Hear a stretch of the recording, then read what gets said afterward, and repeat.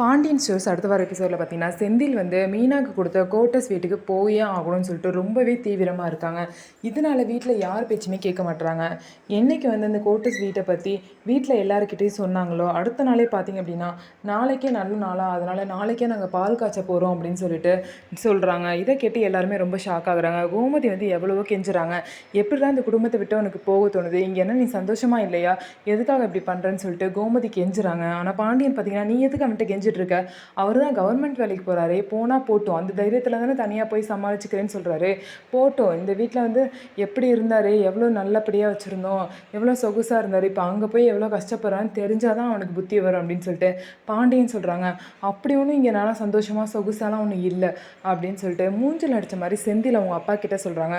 ஓ, இங்கே நல்லா வச்சுக்கலையோ, உன்னை ராஜா மாதிரி வச்சுருந்தோம், உன்னை எந்த அப்பனும் பார்த்துக்காத மாதிரி நான் பார்த்துக்கிட்டேன், ஆனால் நீ என்னை பார்த்து இப்படி சொல்கிறியா, நீ போ தனியாக போ, அப்போ தான் உனக்கு புரியும்னு சொல்லிட்டு பாண்டியனும் செந்தில விட்டுடுறாங்க. அதே மாதிரி அவங்க 2 பேரும் பால் காய்ச்சி தனியாக வீட்டுக்கு போயிடுறாங்க. இதுக்கப்புறம் பார்த்தீங்கன்னா மீனா வந்து பாண்டியனை தனியாக பார்க்குறாங்க. பாண்டியனை பார்த்து மீனா என்ன சொல்கிறாங்கன்னா, இந்த மாதிரி தனி கொடுத்தனம் போகிறதுல எனக்கு துளி கூட விருப்பமே இல்லை மாமா, எனக்கு எல்லாரு கூடயும் சேர்ந்துருக்க தான் விருப்பம், இவர் இந்த வேலைக்கு போக ஆரம்பிச்சதுலேருந்து ரொம்பவே வந்து ஆட்டம் போட்டுட்ருக்காரு, அதனால தான் இந்த மாதிரிலாம் பண்ணிகிட்ருக்காரு, எனக்கு ரொம்பவே கஷ்டமாக இருக்குன்னு சொல்லிட்டு பாண்டியன் கிட்ட ஃபீல் பண்ணி பேசுகிறாங்க. செந்திலுக்கு எப்போ புத்தி வந்து எல்லாரு கூடயும் இருந்தால் தான் சந்தோஷம் அப்படின்னு புரிஞ்சுக்கிட்டு எப்போ தன் குடும்பத்தோடு வந்து சேர போகிறாரு அப்படின்னு சொல்லிட்டு வெயிட் பண்ணி பார்க்கலாம். நம்ம வீடியோ உங்களுக்கு பிடிச்சிருந்தா நம்ம வீடியோவை லைக் பண்ணிக்கோங்க, மறக்காமல் நம்மளோட சேனலை சப்ஸ்கிரைப் பண்ணிவிட்டு பாருங்கள்.